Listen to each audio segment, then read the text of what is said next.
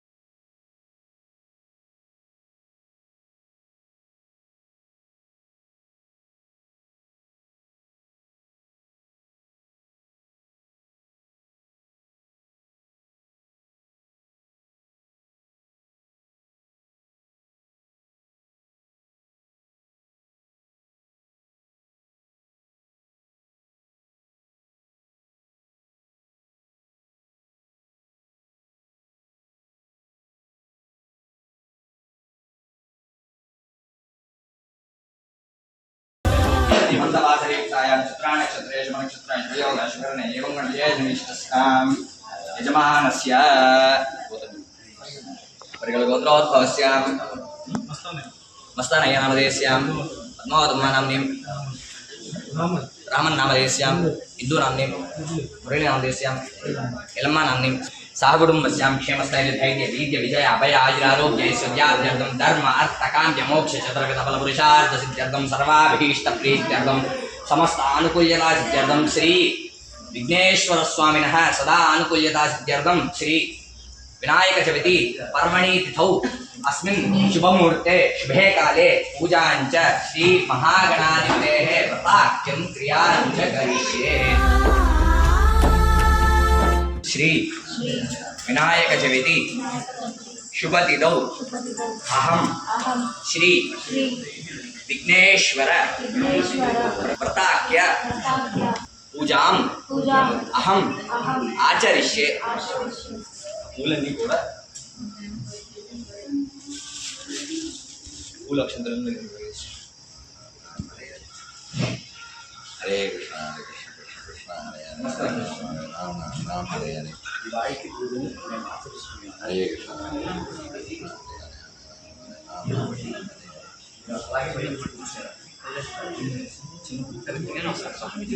ओम चेतनिमहात्म स्वाहा कंठे देवाभ्यो नमो नमः।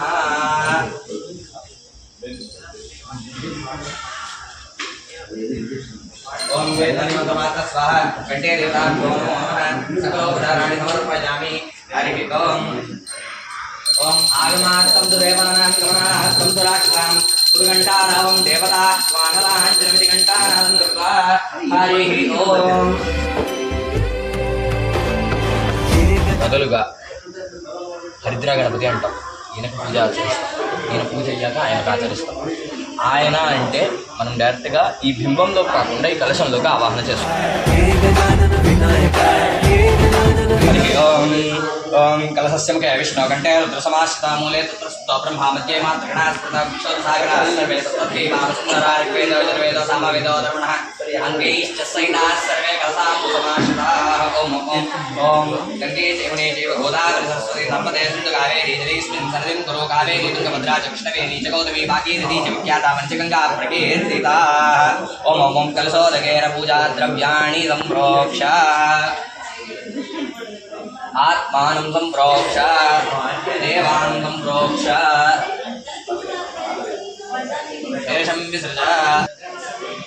शुक्लांबरधरं विष्णुं शशिवर्णं चतुर्भुजं प्रसन्नवदनं ध्याये सर्वविघ्नोपशान्तये श्रीमहागणपतिर्दाभ्यो नमः ध्यायामि ज्ञानं समर्पयामि नमस्कारान् समर्पयामि आवाहयामि आवाहनानि समर्पयामि सुमुखो भव स्थिरो भव श्रीमहागणपतिर्दाभ्यो नमः आवाहनानन्तरं नमस्कारान् समर्पयामि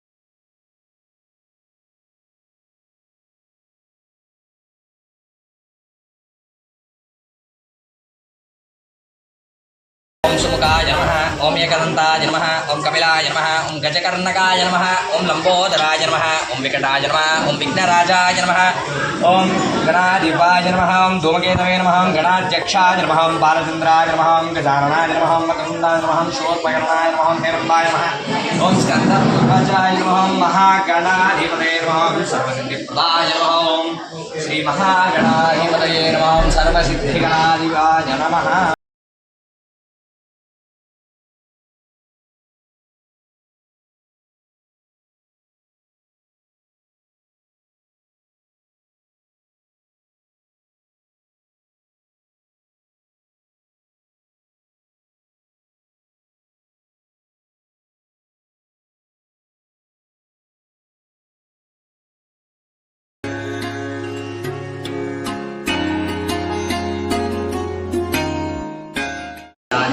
दर्शयामि धूपदीपानन्तर शुद्धाजमनीयान् समर्पयामि नमस्कारं చేసుకోండి शुद्धाजमनीयान् समर्पयामि आत्मनात्मनं श्रीमहागणपतिर्दाभ्यो नमो नमः तात्कालिकनिवेदनान् समर्पयामि तात्कालिकनिवेदनार्थं श्रीमहागणपतिर्दाभ्यो नमो नमः फलाञ्च समर्पयामि काश्मीरफलाञ्च समर्पयामि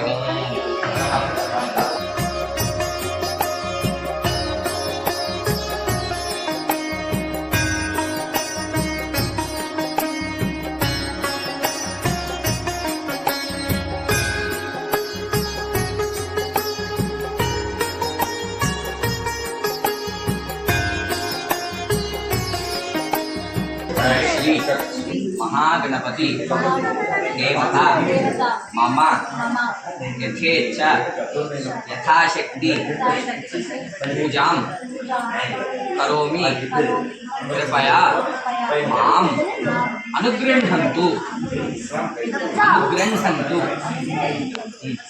भवतां कृपादृष्ट्या मां गणपति बाप्पा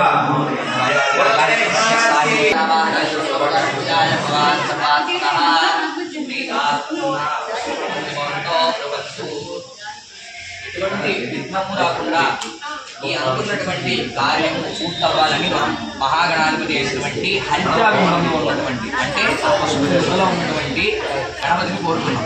పసుపు ముద్దలో ఎందుకు పెట్టాము అంటే అమ్మవారు తన చర్మం పైన ఉన్నటువంటి పసుపుతో స్నానం చేస్తుండగా ఆయన బయటికి తీశారనమాట. ఆ పసుపుని తీసి ఒక పిండం తయారు చేశారు. పిండం అంటే ముద్ద తయారు చేశారు. ఆ ముద్దలోకి ఆమె శక్తిని దాంట్లో పంపారనమాట. అదే గణాధిపతి. అందుకని మనం ఆయన పూజ చేసుకుంటాం.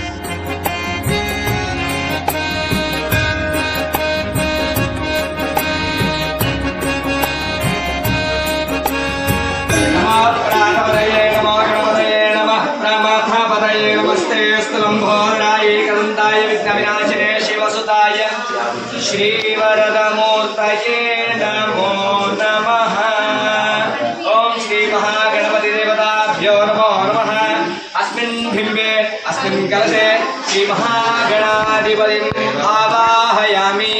सार्गं सायुधं सवत्ति पुत्रपरिवारसमेतं सशक्ति सरथसवि संयुक्तं श्री महागणाधिपम् आवाहयामि, स्थापयामि, पूजयामि। सुमुखो भव, सुस्थिरो भव, स्थिरासनं कुरु। ओम श्री महागणपति देवताभ्यो नमः।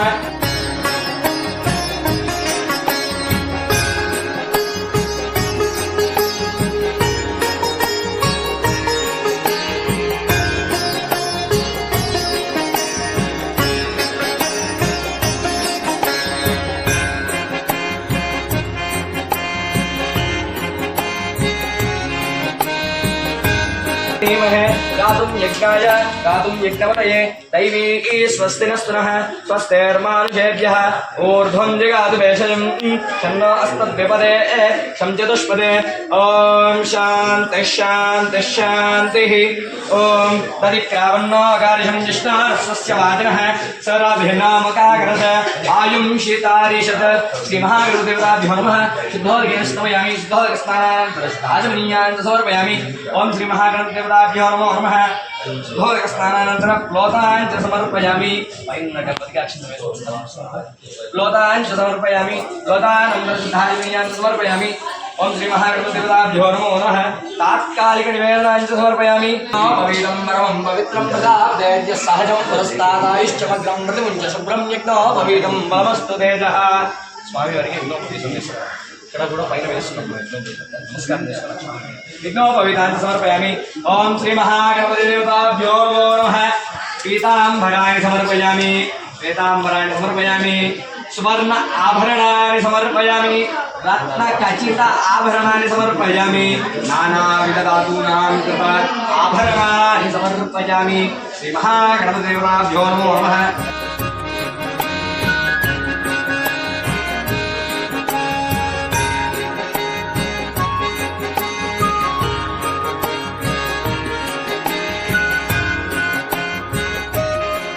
ओम गुणातीताय नमः ओम निरंजनाय नमः ओम अकल्मषाय नमः ओम स्वयं सिद्धाय नमः ओम सिद्धार्चितांबुजाय नमः ओम बीजापूरकफल फलासक्ताय नमः ओम वरदाय नमः ओम शाश्वताय नमः ओम नृते नमः ओम द्विजप्रियाय नमः ओम वेदमजाय नमः ओम गते नमः ओम दिग्गते नमः ओम इच्छितावदत्ते नमः ओम श्रीदाय नमः ओम वराय नमः ओम अलगराय नमः ओम श्रीपतिस्तुतिहर्षिलाय नमः ओम कुलादिवेत्ते नमः ओम जटिलाय नमः ओम चंद्रचूडाय नमः ओम अमरेश्वराय नमः ओम नागयज्ञोपवीते नमः ओम कलिकल्मषनाशनाय नमः ओम गौम्याय नमः ओम भक्तवाञ्छितवरप्रदाय नमः ओम शान्ताय नमः ओम अच्युतार्चिताय नमः ओम सच्चिदानंद विग्रहाय नमः ओम ज्ञानिने नमः ओम दयायुताय नमः ओम नान्दाय नमः ओम ब्रह्मद्वेष विवर्जिताय नमः ओम प्रमत्तदैत्यबन्धनाय नमः ओम यक्तमूर्तये नमः ओम अमूर्तिदाय नमः ओम सयेन्द्रतनोत्सुंग केलिनोत्सुकाय नमः ओम श्रीगणाधिपतये नमः ओम समस्तगजाधराय नमः ओम मायिने नमः ओम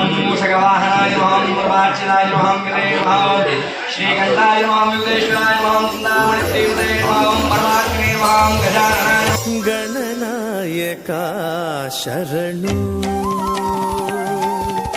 गणनायका शरणु गणनायक श्री शिव वरपुत्र चिरतर घन चित्प्रकाश मम्मेलु श्री गणनायका गणनायका सामेति एकदा ब्रह्मणमुपहरति एकदैव यजमान आयुष्तेजो ददाति ओम श्री महागणाधिपति देवताभ्यो नमो नमः आनन्दगर्भो महानीराजनाञ्च दर्शयामि कोलाहलनीराजनाञ्च दर्शयामि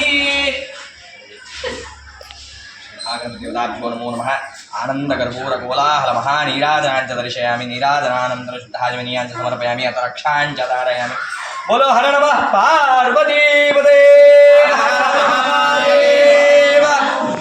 हर नमः पार्वतीपतये हर गोविंद गोविंद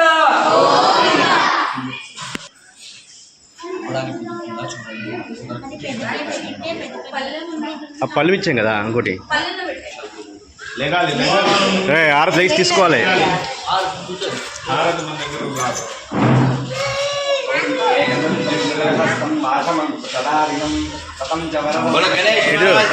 ఇటు సురేష్ गणेश महाराज के गणपति की भक्तानुकंपिनं देवं जगत्कारणमस्तकं आदिघोरं यस्यादुपस्ते योगी योगिनां परः नमो प्रातपतये नमो गणपतये नमः मातापतये नमस्ते लंबोदराय एकदन्ताय विघ्नविनाशिने शिवसुताय श्रीवरदमूर्तये नमो नमः అందరూ కూడా నమస్కారం చేసుకొని స్వామి వారికి మీకు ఎటువంటి కోరికలు ఉన్నా కూడా స్థలే స్థిత ప్రత్యేకస్య మనోవాంఛిత ఫల సిద్ధ్యర్థం ఏవం చ మమ ఏవం ఇతరేషాం ధన కనక వస్తు వాహన ఇత్యాది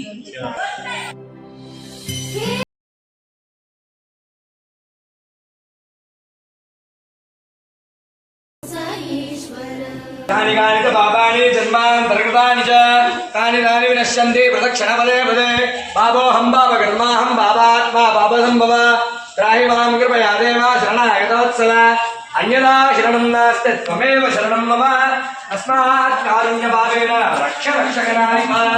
ఓం శ్రీ మహాగణాధీశయామి అలవాటాన్వీశయామి నృత్యం దర్శయామి గీతం శ్రావయామి వాద్యం ఘోషయామి ఆందోళికాన్నారోహయామి గజాన్నారోహయామి అశ్వాన్నారోహయామి తార్క్షాన్నారోహయామి మూషకాన్నారోహయామి సకల విదరతాన్నారోహయామి. ఓం శ్రీ మహాగణపతిదేవతాభ్యో నమో నమః. సకల విధ మంత్రోపచార వేదోపచార శక్తోపచార భక్తోపచార సకల విధోపచారాన్ని సమర్పయామి. అన్నజాద్యానావాహనాది షోడశోపచార పూజాయ భగవాన్ సర్వాత్మకః శ్రీ మహాగణాధిపతిః సుప్రీతా సుప్రసన్నా వరదో భవంతు భవంతో బ్రువంతు భవంతో బ్రువంతు భవంతో బ్రువంతు. అమ్మా నేను మమ అంటాను. మమ అన్న తర్వాత మీ గోత్రనామాలు మీరు మీ మనసులో అనుకోవాలి. ఎటువంటి కోరికలు ఉన్నాయో మీ మనసులో అనుకోవాలి. మీరు కూడా మమ అన్న తర్వాత సరేనా? చెప్పండి మమ. ఒకసారి మీ పరివారంలో ఉన్నటువంటి మీ గోత్రం పేరు చెప్పుకోండి. అలాగే మీ పరివారంలో ఉన్న వాళ్ళ పేర్లు. మొదటగా మీ ఇంటి పెద్ద ఎవరైతే ఉంటారో వాళ్ళ పేరు, వాళ్ళతో పాటు అందరి పేర్లు చెప్పుకోండి. నేను చెప్పేది రిపీట్ చేయండి అమ్మా. మమ సపరివార బాంధవానం మిత్ర బృంద మండలి స్థిత అస్మిన్ గృహే స్థలే స్థిత ప్రత్యేకస్య వాంఛిత ఫల సిద్ధ్యర్థం శ్రీ మహాగణపతి పూజాం అహం ఆచరిష్యే వ్రత కథ శ్రావణం చ కరిష్యే.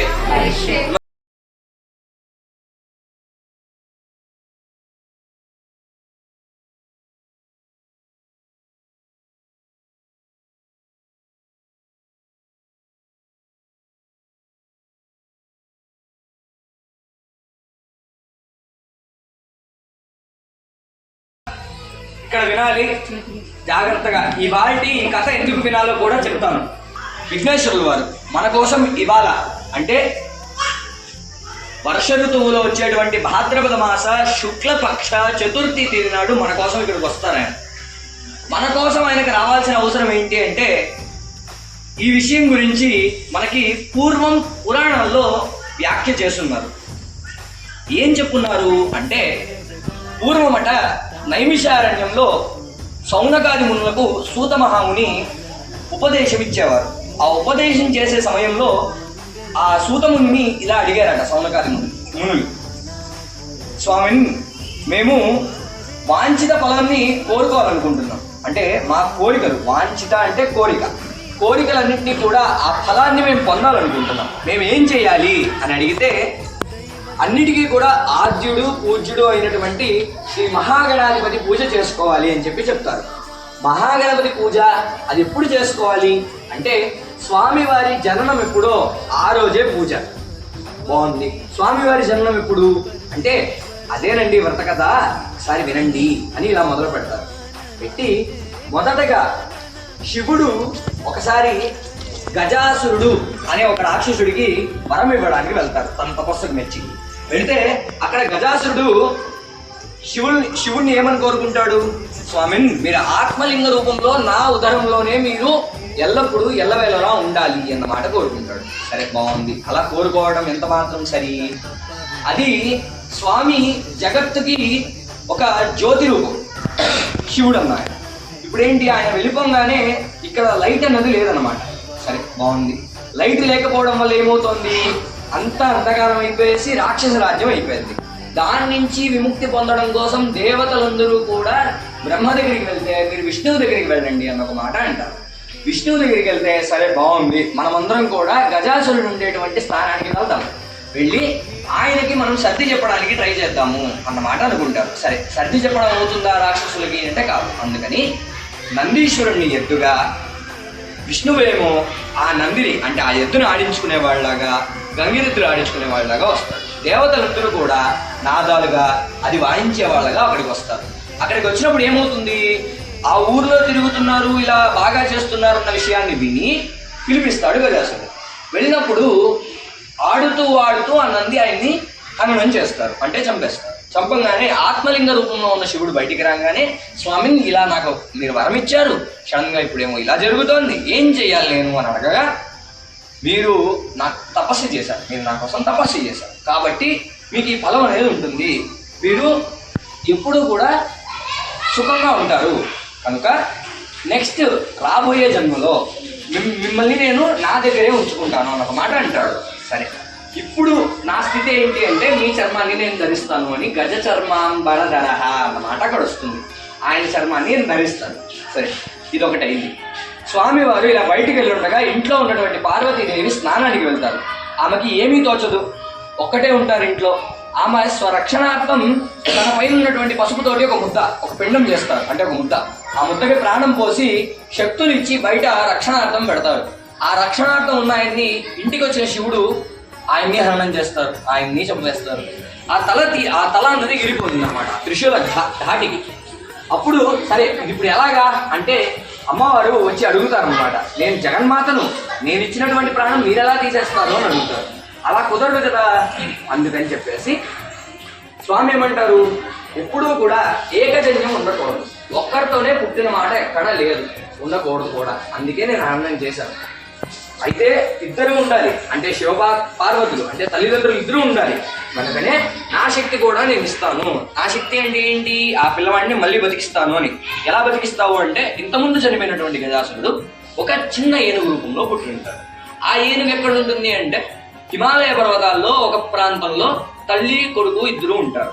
ఆ తల్లి అయినటువంటి ఏనుగు పూర్వం తలపెట్టి పశ్చిమానికి కాళ్ళు పెట్టుకొని నిద్రపోతూ ఉంటుంది. ఆడుకుంటున్నటువంటి ఈ చిన్న ఏనుగు స్మృతి మరిచి అంటే ఆ కాన్షియస్నెస్ అన్నది వదిలేసి దక్షిణానికి కాలు చాపి పడుకుంటుంది. దక్షిణానికి కాలు చాపడం వల్ల ఏమవుతుంది, అందుకే మనల్ని అలా చెయ్యొద్దు అంటారు.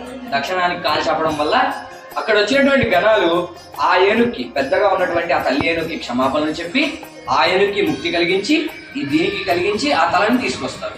తీసుకొచ్చిన తలని బ్రహ్మాది అశ్విని దేవతలందరూ కూడా కలిపి ఆ పిల్లవాడికి పెడతారు. అక్కడితో గణపతి జన్మం. ఇలా వచ్చారు మన స్వామి. సరే వచ్చినటువంటి స్వామి ఫస్ట్ ఆయనకి ఎందుకు పూజ చేసుకోవాలి, అందరికీ ఆయన అంటే ఎందుకు అంత ఇష్టం అంటే, ఒకసారి ప్రథమ పూజ్యుడు ఎవరు అనే ఒక గొడవ జరుగుతుంది. ఆ గొడవలో ఏమవుతుంది, దేవతలందరూ కొట్టుకుంటారు. ఇంద్రుడు, అగ్ని, సూర్యుడు, చంద్రుడు, వాయువు, అందరూ, వరుణుడు అందరూ కూడా గొడవ పడతారు, కుబేరుడు. ఇలా జరిగినప్పుడు అక్కడ ఉన్నటువంటి వాళ్ళు అడుగుతారు అనమాట, స్వామిని ఇలా అయితే కష్టం, మనలో ఎవరు ముందో తేల్చండి అని. అలా ఎలా తెలుస్తారయ్యా, అంతమంది ఉన్నారు కదా, అందరికీ శక్తులు ఉన్నాయి కదా అని చెప్పేసి బ్రహ్మ దగ్గరికి వెళ్తారు. నాకు ప్రజలే చెయ్యరు, నన్ను ఎందుకు అడుగుతారయ్యా అన్నమాట అంటాడు బ్రహ్మ. సరే మరి ఎవరిని అడుగుదామంటే విష్ణువుని అడగండి అంటారు. విష్ణువు దగ్గరికి వెళ్తేనేమో నాకు ఇప్పటికే జగత్తునంతా పాలించమని ఇచ్చారు, నాకు ఇదే సరిపోవట్లేదు, వేరే వాళ్ళు ఎవరన్నా చూసుకోండి అంటారు. సరే శివుడి దగ్గరికి వెళ్తేనేమో నన్ను ఎందుకు అయ్యా అడుగుతారు, నేను పారివారిక జీవితమే వద్దని సన్యాసంలో కూర్చున్నాను, వైరాగ్యంలో ఉన్నాను, నన్ను ఎందుకు అయ్యా పట్టుకుంటారు అన్నమాట అంటారు. సరే బాగుంది, అది కూడా పక్కన. మరి ఇప్పుడు ఎవరు అంటే సరే అక్కడికి వచ్చినటువంటి నారదుల వారు ఒక ఉపాయం చెప్తారు, మీరు వెళ్ళి ఎలా ప్రదక్షిణ చేసుకొచ్చేయండి, ప్రపంచానికి 14 ప్రదక్షిణలు అంతే చేసుకొచ్చేయండి అన్నమాట. సరే అలాగే కదా వెళ్ళిపోదాం అని చెప్పేసి అందరూ గతిశీలమైనటువంటి వాహనాలకి వెళ్ళిపోతారు. అంటే వాళ్ళ వాహనాలు ఏవైతే శీఘ్రంగా వెళ్తారు. మన స్వామికి ఏమో అంత ఉందలక ఆయన ఎలా వెళ్తారు, ఆయన ఏం చేస్తారు, సరే ఆ ఎలక్కి ఒక కళ ఉంది మళ్ళీ. ఆయన మూషికాసురుడు, ఆయన ఒక అసురుడు. ఆయనకేంటి అపార శక్తి, అనిచేవాడు లేడు, అంకుశం పెట్టేవాడు లేడు. ఈ చేతిలో చూసారా, ఇది అంకుశం అంటాం అనమాట. ఈ అంకుశం ఉన్న దీంతోని ఆయన్ని కట్టేస్తారు. కట్టేసి ఆయన అలా కూర్చోబెట్టుకుంటారు, ఆయన పైన ఎక్కి బయలుదేరుతారు. ఇది అయ్యే పని కాదు, నేను తిరగలేను అని జగన్మాతాపితలు అయినటువంటి అమ్మవారికి స్వామివారికి శివపార్వతులకి చుట్టూ తిరుగుతారు, ప్రదక్షిణ చేస్తారు. అలా ఆయన ప్రథమ పూజ్యుడు అయ్యాడు. ఇలాగే ఈ వ్రతలో ఇంకా 2 భాగాలు ఉన్నాయి. అంటే ఈ వ్రత కథలో ఇంకా 2 భాగాలు ఉన్నాయి. ఏంటి అంటే అగ్నిదేవుడు ఒకనాడు సప్తఋషులు హవిస్సిస్తారు అనమాట. అంటే ఒక హోమగుండంలో హవిస్సిస్తారు. ఇచ్చినటువంటి హవిస్సుని తీసుకోవడానికి వచ్చిన అగ్నిదేవుడు అక్కడ వాళ్ళు ఉన్నటువంటి ఋషి పత్నులు ఎవరైతే ఉంటారో వాళ్ళపైన మోహిస్తాడు. అది తప్పు కదా, అలా మోహిస్తాడు. సరే, వీళ్ళు లేని సమయాన వాళ్ళ దగ్గరికి కూడా వెళ్తాడు. అది ఎంత మించిన తప్పు. ఇప్పుడు వీటన్నిటికీ మరి ఆయన శిక్ష వేయడము, వీళ్ళందరికీ ముక్తి కలిగించడం ఎలాగా? వాళ్ళందరూ పతివ్రతలు కదా, వాళ్ళందరూ ముక్తి ఎలాగా వీటి నుంచి, ఈ పాపం నుంచి అంటే అప్పుడు అమ్మవారికి ప్రార్థిస్తారు ఆ పతివ్రత స్త్రీలు. అమ్మ జగజ్జనని, ఎలా అమ్మా అంటే మీరు గణపతికి పూజ చేయండి, గరిక సమర్పించండి. గరిక అన్నది మీ ఎటువంటి పాపాన్నైనా కూడా నాశనం చేస్తుంది, సమర్పించండి అన్నమాట అంటారు. అలా గణపతికి పూజ చేసుకొని గరిక సమర్పించంగానే వాళ్ళ ఇవన్నీ పోయి, పాపాలన్నీ పోయి వాళ్ళని ఋషులు ఒప్పుకుంటారు. ఇక్కడతోటే ఒక కథ. అన్నిటికన్నా ముఖ్యమైనది ఈ వ్రతానికి చెప్పుకోవాల్సిన కథ శమంతోపాఖ్యానం. శమంతోపాఖ్యానం అన్నది ఎందుకు ఏంటి అంటే ద్వాపర యుగంలో శతరాజిత్తు అన్న ఒక రాజు ఉండేవాడు. శతరాజిత్తు ఎవరు అంటే సూర్యోపాసకుడు. అతను స్వామివారికి అంటే సూర్యుడికి పూజ చేసి ఒక మణి తీసుకున్నాడు, చింతామణి. దాన్ని శమంతక మణి అంటారు. చింతామణి అంటే ఏంటి అంటే ఎటువంటి చింతనైనా దూరం చేసేస్తుందట, అటువంటిది. కానీ అది ఎవరి దగ్గర ఉంటే వాళ్ళకి చుట్టుపక్కల ఉన్న వాళ్ళందరికీ చింతే, అటువంటిది. ఇప్పుడు ఏంటి, అదే యుగంలో కృష్ణుడు ఉన్నాడు. కృష్ణుడు ఏం చేశాడు, నారాయణ రూపం కదా, అది తెచ్చి నాకు ఇవ్వు, నీకేం కావాలో నీకు ఇస్తా, నా దగ్గర ఉందంటే మీకందరికీ బాధలు ఉండవు కదా అన్నమాట అంటాడు. లోక కళ్యాణార్థమే అడుగుతాడు. కానీ ఈ మాట అతను గుర్తుపెట్టేసుకుంటాడు. ఎవరు, శతరాజిత్తు గుర్తుపెట్టేసుకుంటాడు. ఇప్పుడు ఇదే విధంగా ఒకనాడు వ్రతం జరుగుతుంటే ఇంట్లో కృష్ణుడు వ్రతం చేసుకొచ్చి తీసుకోవాల్సినటువంటి పాలలో, ప్రసాదంలో వ్రతకథ వినడానికన్నా ముందు స్వామివారు ఆ పాలలో చంద్రుడిని చూస్తారు. చంద్రుడిని చూడటం దోషం కదా. ఎందుకంటే ఇలాగే ఒక స్వామివారి పుట్టినరోజు ఆయన ఉండ్రాళ్ళు మోదకాలు తినేసి పూర్తిగా బొజ్జనంట నింపుకొని చేతుల్లో ఎత్తుకొని ఆ మూషకం పైన ఎక్కి వస్తున్నారట. వస్తుంటే ఆ మూషకం బరువు తాళలేక ఇలా వంగాడు. అలా వాలటంతో కింద పడిపోయి ఆ పొట్ట పగిలి మోదకాలన్నీ కింద పోతాయి. చూస్తున్నటువంటి చంద్రుడు నవ్వాడు అన్నమాట. అప్పుడు ఆయనకి శాపం పెడతాడు. అయ్యా, నువ్వు చూసి నవ్వావు కాబట్టి నిన్ను ఎవరైతే చూస్తారో వాళ్ళందరికీ కలంకమే పో అని చెప్పేసి పెడతాడు. సరే, ఇప్పుడు నన్ను ఏం చేయమంటారయ్యా అంటే, ఇలా కాదు, ఈ వ్రత కథను ఎవరైతే చెప్పుకుంటారో వాళ్ళు నేను చూస్తే ఏం కాదులేపో అన్న ఒక మాట చెప్పి ఆయన పంపించేస్తారు. ఎంతైనా మన స్వామి దయాశీలుడు, పంపించేస్తారు. సరే, అయ్యింది. ఇప్పుడు ఆ పడిపోయినటువంటి మోదకాలన్నీ ఇలా చేర్చుకొని ఆయన దగ్గర పెట్టుకుంటున్నాడు. దగ్గర పెట్టుకుంటుంటే ఇది చూస్తూ వెళుతున్నటువంటి ఒక పాము అన్నమాట. స్వామి శివుడికి ఉన్నటువంటి ఆభరణాల్లో ఉన్నటువంటి ఒక పాము ఇంటికి వెళుతోంది. ఇంటికి వెళుతూ చూసింది అనమాట. పడిపోయి అని చెప్పేసి ఒక మాట చూసి నవ్వింది. అలా నవ్వడం తప్పు కదా, స్వామివారు కదా. ఆయన కోపం వచ్చింది. ఇలా తీసి నడుముకి బిగించి కట్టారు. మోదకాలన్నీ లోపల తోసి నడుముకి బిగించి కట్టేశారు. అది వ్రత కథ. అది వినకుండా ఆయన చంద్రుడిని చూడటం వల్ల ఇంతలో ఆ శతరాజిత్తు ఎవరైతే ఉన్నారో అతని కుమారుడు, అతని తమ్ముడు అడవికి వేటకి వెళ్తాడు ఆ శమంతకమణి ఎత్తుకొని. ఆ శమంతకమణి ఎత్తుకెళ్ళడం వల్ల జరిగినటువంటి ఆ క్షతి ఏంటి, ఆ నష్టం ఏంటి అంటే, ఎత్తుకెళ్ళినటువంటి ఆ మణి వల్ల ఆ మణి ఆ వెలుగుతున్నటువంటి ఆ తేజస్సుని చూసి ఒక సింహం వచ్చి ఆయన చంపేసి ఆ మణి తీసుకెళ్తుంది. సరే, వెళ్ళినటువంటి ఆ సింహాన్ని జాంబవంతుడు చూస్తాడు, ఒక ఎలుగుబంటి. ఆయన్ని చూసి ఆయన చంపేసి, అంటే ఆ సింహాన్ని చంపేసి అది తీసుకెళ్లి వాళ్ళ కూతురికి ఇస్తాడు. ఎవరికి, జాంబవతి అన్నకి ఇస్తాడు. సరే, కృష్ణుడే తీశాడని అపవాదం వచ్చేటప్పటికి కృష్ణుడు దొంగ అన్నమాట వస్తుంది. కృష్ణుడు ఏంటయ్యా దొంగ అని చెప్పేసి ఆయన వెళ్తాడు. నేను వెతుక్కుంటూ వెళ్తానని వెళ్తాడు. వెళ్ళినటువంటి మనిషి వెతుకుతూ అరణ్యానికి వెళ్తే శతరాజిత్తు తమ్ముడు అక్కడ దొరుకుతాడు. సరే, ఆయన శరీరాన్ని ఇంటికి పంపించేస్తాడు. ముందుకెళ్తేనేమో సింహము చనిపోయింది. ఆ అడుగుల్ని పట్టుకుంటూ వెళితే అక్కడ ఒక ఎలుగుబంటి ఉంటుంది. ఎలుగుబంటి దగ్గరికి వెళ్ళి అతనితోటి యుద్ధం చేస్తాడు. అదేంటి, విష్ణు రూపాలే కదా రెండు, యుద్ధం ఎందుకు చేస్తున్నాయి అంటే, త్రేతాయుగంలో ఒకనాడు రాముడితోటి జాంబవంతుడు అంటాడు, నాకు మీకు యుద్ధం జరగాలని స్వామి, నాకు మీతో యుద్ధం చేయాలని ఉంది, ఏదో ఒక ముహూర్తం చూసి పెట్టండి అంటాడు. అదెలా కుదురుతుంది, పెట్టడానికి కుదరదు, మీరేమో నాకు చాలా ప్రియభక్తులు, నేనేమో మీకు పూజ్యులు, మిమ్మల్ని నేను యుద్ధం చేయను అంటాడు. సరే, ఒకనాడు జరుగుతుందిలే అని చెప్పేసి ఒక మాటతోటి దాన్ని తప్పిస్తాడు. అదే రోజు ఇప్పుడు వచ్చింది అన్నమాట. అంటే ద్వాపర యుగంలోకి వచ్చింది. జాంబవంతుడితో యుద్ధం జరుగుతుంది. జాంబవంతుడితో యుద్ధం జరగగానే శమంతకమణి అన్నది అది మా కూతురి మెడలో ఉంది అన్నమాట. అనగా కూతురి మెడలో ఉన్న మాలను ఎలా తీసుకుంటాడు ఆయన, తీసుకోలేడు కదా. కాబట్టి కూతురి మెడలో మాలని రెండు తీసుకెళ్తాడు. కృష్ణుడు కదా. కూతుర్ని పెళ్లి చేసుకుంటాడు. ఆ మణిని తీసుకెళ్లి సత్రాలు ఎత్తికిస్తాడు. ఆ అపవాద తప్పుతుంది. గణేశుణ్ణి మళ్ళీ వచ్చి ఇంటికి వచ్చి ప్రార్థించి నైవేద్యాన్ని పెట్టినటువంటి ఆ ప్రసాదాన్ని తిని చంద్రుడిని దర్శనం చేసుకుంటాడు. ఇది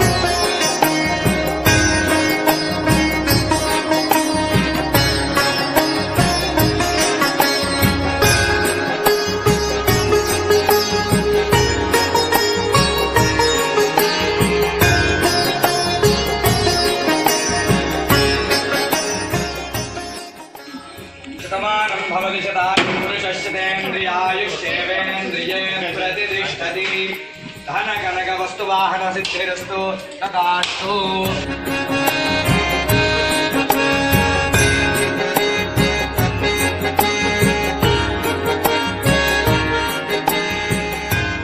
बोलो गणेश महाराज की जय। बोलो गणेश महाराज की गणपति बप्पा।